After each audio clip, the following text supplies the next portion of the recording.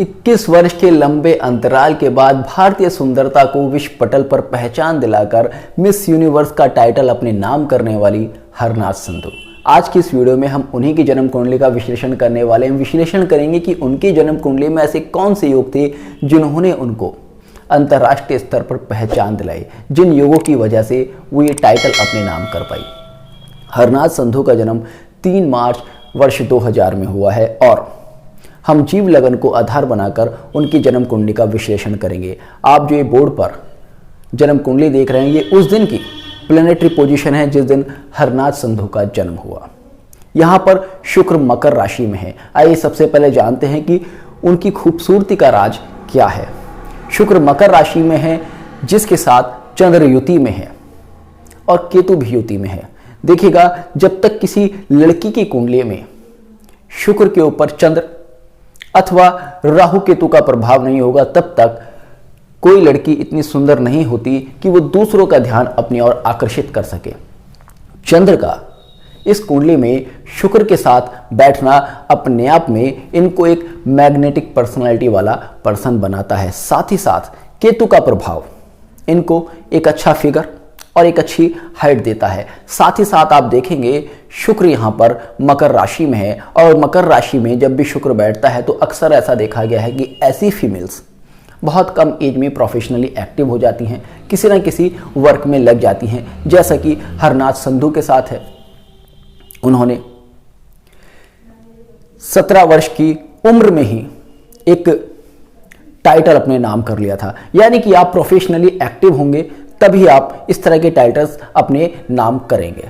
अब बात आती है कि इस कुंडली में ऐसा कौन सा योग है जो कि उनको अंतर्राष्ट्रीय ख्याति दिलाता है। ठीक है, बहुत सारी लड़कियां सुंदर हो सकती हैं, बहुत सारी लड़कियां इंटेलिजेंट भी हो सकती हैं, किंतु अंतर्राष्ट्रीय ख्याति सभी को नहीं मिलती। मिस यूनिवर्स का टाइटल एक ऐसा टाइटल है जो कि केवल आपकी सुंदरता के आधार पर नहीं मिलता, बल्कि ये उसको मिलता है वो जो कि ब्यूटी विद ब्रेन है। तो ब्यूटी विद ब्रेन का योग यहां पर इस तरह से बनता है क्योंकि शुक्र चंद्र आपस में युति पर हैं और बुध जो कि हमारे विचारों का कारक है, हमारे ब्रेन का कारक है, वो वक्री होकर शुक्र को, केतु को और चंद्र को ज्वाइन कर रहा है। यहां पर बुध और केतु का संबंध बुध के वक्री होने के कारण बन रहा है। चंद्र और बुध का संबंध बुध के वक्री होने के कारण बन रहा है।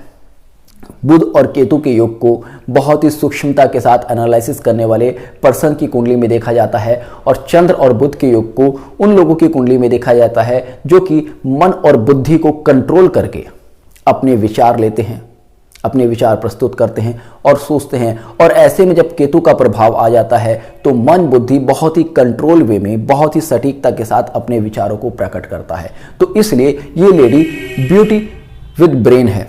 अब ख्याति की बात करते हैं। देखिएगा, मैंने हमेशा कहा है कि किसी भी पर्सन को फेमस होने के लिए उसका शनि स्ट्रांग होना बहुत ज्यादा जरूरी है। आप देखेंगे इस कुंडली में शनि शुक्र से केंद्र भाव में बैठा है।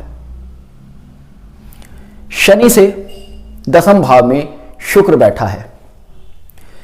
तो शनि से दसम भाव में शुक्र के बैठने का सीधा सा मतलब है यहां पर शनि को काफी स्ट्रेंथ मिल जाती है, क्योंकि किसी भी ग्रह से अगर केंद्र में कोई ग्रह बैठता है तो निश्चित तौर पर उसको बल देता ही देता है। और अगर वो मित्र ग्रह हो तो ऐसी स्थिति में तो बहुत ज्यादा बल मिल जाता है। तो पहला बल शनि को शुक्र से मिलता है और शुक्र को शनि से मिलता है, क्योंकि शुक्र शनि की राशि में ही बैठा है और शुक्र से केंद्र भाव में शनि बैठा है। उसके बाद प्रथम दृष्टया यहां पर दिखता है कि शनि नीच का है, किंतु मैं हमेशा कहता हूं कि जब किसी व्यक्ति की कुंडली में शनि और गुरु का योग बनता है तो इसको कर्म धर्म योग कहा जाता है। ऐसे लोगों को अपने प्रोफेशन में बहुत ही ज्यादा मान सम्मान मिलता है।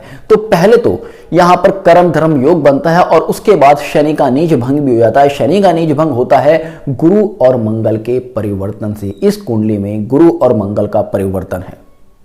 गुरु और मंगल के परिवर्तन से शनि का नीच भंग होता है और शनि को बहुत ही ज्यादा स्ट्रेंथ मिल जाती है और उस स्ट्रेंथ का परिणाम यह होता है कि इनको अंतर्राष्ट्रीय स्तर पर ख्याति मिलती है। ये भारत का प्रतिनिधित्व करती हैं और मिस यूनिवर्स के टाइटल को अपने नाम करती है। आप गोचर में भी अगर देखेंगे तो गोचर में इस समय शनि शुक्र के ऊपर से गोचर कर रहा है और गुरु सूर्य के ऊपर से गोचर कर रहा है। अगर गोचर के इन योगों को अगर आप देखेंगे तो ये यहाँ पर इंडिकेट करते हैं कि ये समय वो समय है जहां पर कि इस पर्सन को अपनी लाइफ में सफलता मिल सकती है या फिर ये अपने प्रोफेशन में आगे बढ़ सकता है।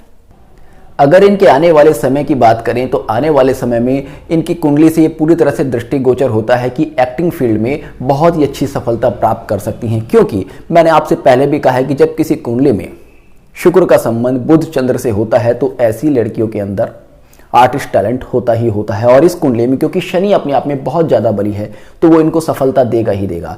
अब आने वाले समय में शनि का गोचर सूर्य के ऊपर होने वाला है, फिर मंगल के ऊपर होगा, फिर गुरु के ऊपर होगा। तो देखा जाए तो अगले 10 साल इनके लिए बहुत ही स्वर्णिम साबित होने वाले हैं और ये एक्टिंग में, मॉडलिंग में झंडे गाड़ती चली जाएंगी।